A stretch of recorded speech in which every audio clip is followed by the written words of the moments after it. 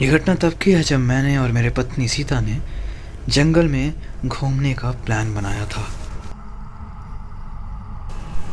जिस जंगल में हम जाने वाले थे वो शहर से थोड़ा सा दूरी पे था और काफ़ी सुंदर था। हम लोग जंगल के लिए सुबह ही निकल गए।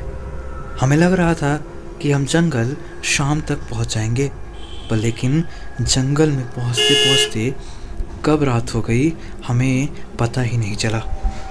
हम लोग जंगल पहुंच के अपनी गाड़ी पार्क करके जंगल की तरफ बढ़े।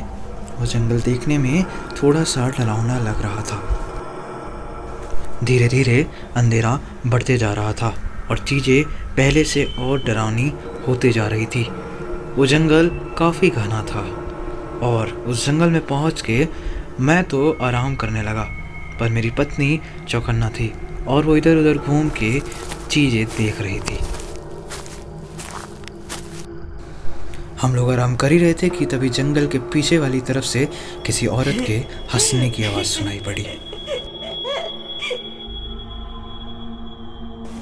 वो आवाज़ सुन के मैं और मेरी पत्नी काफ़ी डर गए।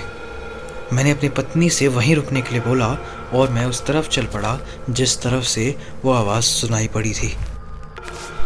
मैं जंगल की पीछे वाली तरफ जैसे ही पहुंचा वैसे वो आवाज़ एक बार फिर से सुनाई पड़ी। मैंने चिल्ला के बोला, कौन है इधर, सामने आओ। तभी अचानक से मुझे पेड़ों के बीच में एक औरत दिखाई पड़ी। मेरे पैरों तले ज़मीन खिसक गई।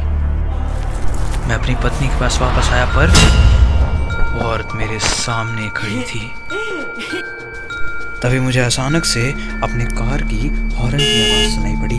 मैं समझ गया ये मेरी पत्नी है और तुरंत कार की तरफ भाग के कार में बैठ के अपने पत्नी के साथ निकल गया।